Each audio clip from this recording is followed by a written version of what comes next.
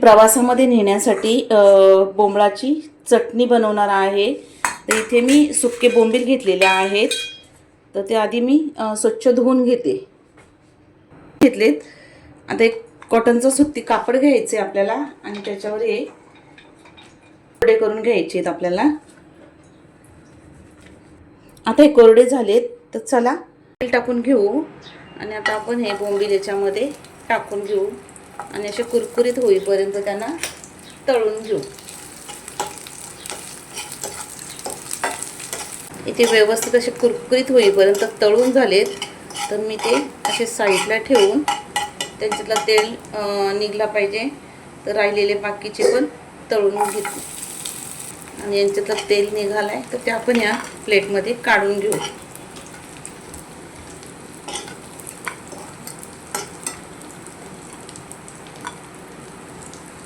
आणि ते हे व्यवस्थित भाजले जात नाही म्हणून मी या तेलामध्ये तळून घेतलेत।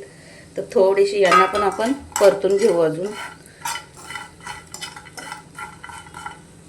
आता हे पण व्यवस्थित परतून झालेत तर मी गॅस बंद करते, काढून घेऊया आणि थंड करून घेऊ।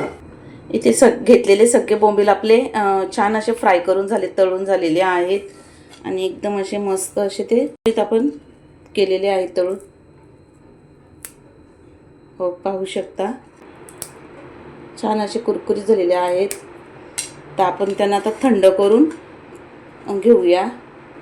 आता बोंबील थंड होतात तोपर्यंत आपण त्या बोंबलाच्या चटणीसाठी लागणारा एक ठेचा करून घेऊया। तर इथे मी अर्धा मूठभर इतकं लसूण घेतलेला आहे। लसूण भरपूर घ्यायचं। 5 ते 6 हिरव्या मिरच्या घेतलेल्या आहेत। तिखट तुम्ही तुमच्या आवडीने कमी जास्त करून घ्या।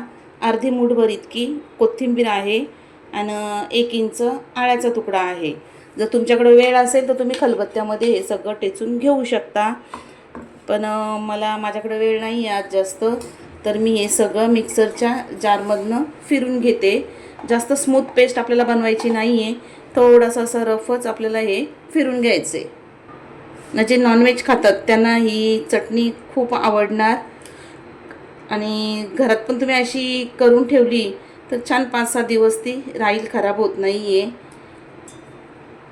तर या मिक्सरच्या भांड्यामधनं मी फिरून घेते।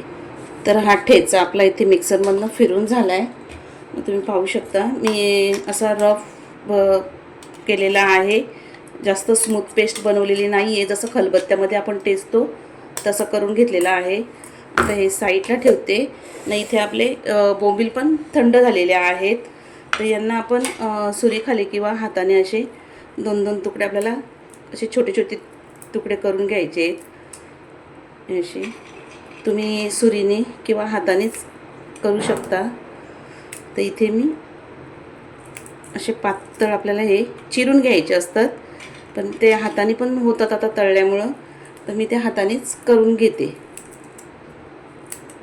या प्रकारे आपल्याला हे बारीक तुकडे असे करून घ्यायचे। तर मी सगळ्या बोंबलांचे आधी तुकडे करून घेते।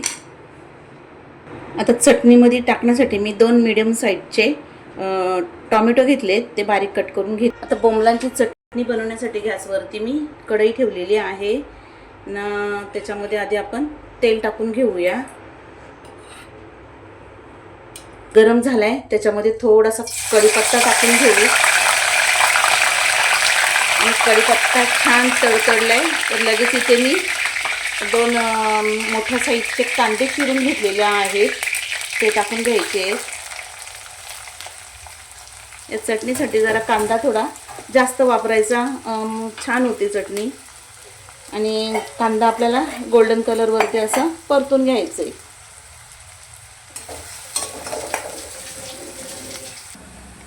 कांदा आता गोल्डन कलरवरती परतून झाला आहे तर आपण जो ठेचा बनवून घेतलाय तो टाकून घेऊया आणि हा ठेचा पण आपल्याला या तेलामध्ये कांद्यासोबत परतून घ्यायचा आहे। थोडासा याचा कच्चा पण कमी करून घ्यायचं आहे, म्हणजे त्याच्यातला जो काही ओलसरपणा, थोडासा जो काही पाणी असेल तो सुकला जाईल। आणि आपण याच्यात अजिबात पाण्याचा वापर करणार नाही आहे। अशा पद्धतीने जर तुम्ही ही चटणी बोंबलांची बनवली तर छान ती 5-6 दिवस तरी राहते, खराब होत नाही.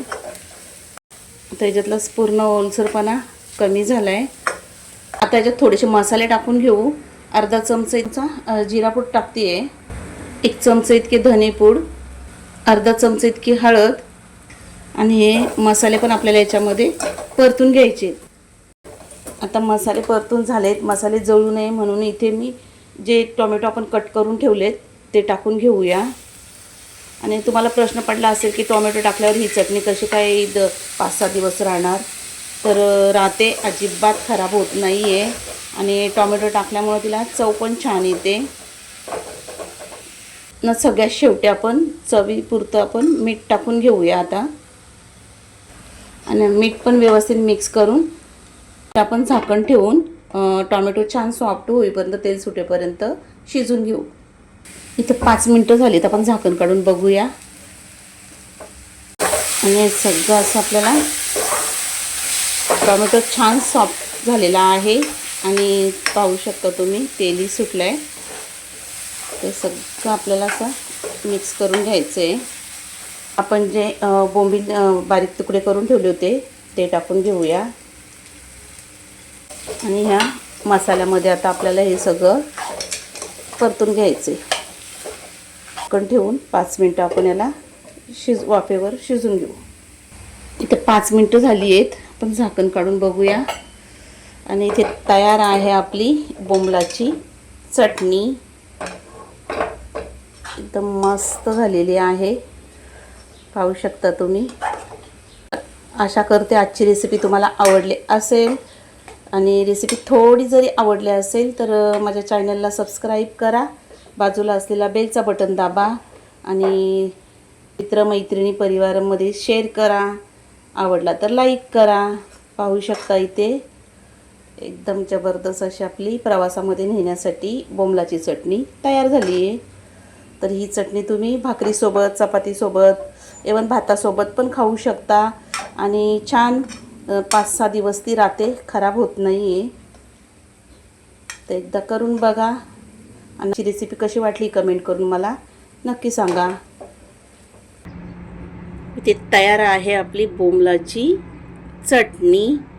एकदम मस्त अशी टेस्टी आणि छान अशी 5-6 दिवस राहणारी, अजिबात खराब होत नाही आहे. तुम्ही ही भाकरीसोबत तर एक नंबर लागते. तुम्ही भाकरी चपातीसोबत खाऊ शकता. तर आजची रेसिपी थोडी जरी आवडली असेल तर लाईक, शेअर आणि सबस्क्राईब करा. कमेंट करून नक्की सांगा. तर चला पुन्हा भेटूया अशाच एखाद्या जबरदस्त आणि मस्त रेसिपीसोबत. तोपर्यंत मस्त खा आणि मस्त राहा. आणि रेसिपी शेवटपर्यंत बघितल्याबद्दल तुमचं मनापासून खूप खूप धन्यवाद.